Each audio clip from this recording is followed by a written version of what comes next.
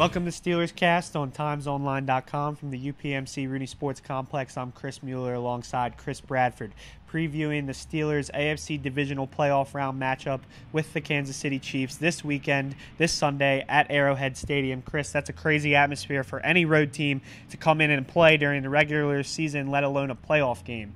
The Chiefs, similar to how the Steelers had revenge on their minds last week against the Dolphins, will be looking to avenge their Week 4 loss to the Steelers where they fell 43-14 at Heinz Field. So this is obviously a game with the Chiefs, Steelers. It's going to be a physical one. It's really going to be a contested, intense game. Yeah, this is a good time coming for Kansas City. They're going to be coming off their bye week. Andy Reid, as you heard, is 18-2 coming off the bye. The Chiefs have been down this road before. They haven't had a lot of success in the playoffs. They've only had 2 wins at Arrowhead Stadium. Obviously it's going to be noisy, but they haven't had a lot of success there. Their last win at Arrowhead was against the Steelers in the 1993 wildcard game. And here's what safety Mike Mitchell, who actually did face the Chiefs a fair amount during his time in Oakland, here's what he had to say about playing in Arrowhead Stadium. We're playing in Kansas City. I think that's probably going to be a huge difference in the game. Playing here, we got the best fans in the world, so it makes it a lot easier to play at home. This game, they're going to have that advantage. I played there for 4 years in Oakland, so having to go there 4 times once a year, I know that environment is going to be crazy. Especially in a playoff game, I haven't experienced that, but I played in regular season games when the games weren't that meaningful, and their fans show up and their fans care, so I know that's going to be an advantage for them that we're going to have to address. Their special teams, the Steelers' special teams units, have not been good this season. That's really a concern when you're facing a guy like Tyreek Hill. Andy Reid said he's the fastest player he's ever coached since Deshaun Jackson. So what do you think the Steelers really need to do to kind of limit his impact on the game?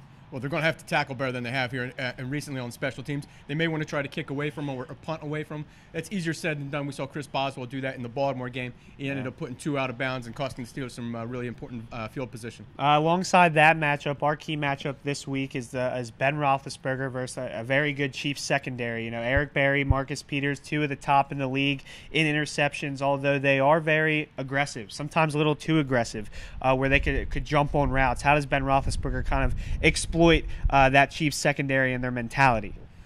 Fortunately for Roethlisberger, he also has Le'Veon Bell in a pretty good running game. This is only not a very good Chiefs run defense. They do have a lot of talent in their secondary. If the Steelers are going to have success, they're going to have to find that perfect balance. Kansas City, 18 interceptions this season. That is tied for second most in the league. The Chiefs are also not a very good defense against the run. Do you expect another heavy workload from Le'Veon? Maybe 30-plus carries like we've seen earlier in this season? I don't know about 30 carries, but 30 touches probably in total. I expect Bell to have another good game. I don't know he's going to get 167 like last time against Miami, but he's going to obviously have to be a big part of the Steelers' offense. Moving into our injury report, there's a lot of good signs when you look at it as a collective unit, as the team. They're as healthy as they're going to get, but one player in particular who, looks like he won't be playing is Ladarius Green. He's been out with a concussion since the Bengals game in Week 15, and he made some strides last week in practice. And then he had a setback last week. I mean, in your opinion, do you think that this is all we've seen the last snap from Ladarius Green, from this season? I hate to say it, but I think so. Given his history with concussions, this is his 3rd in almost a year.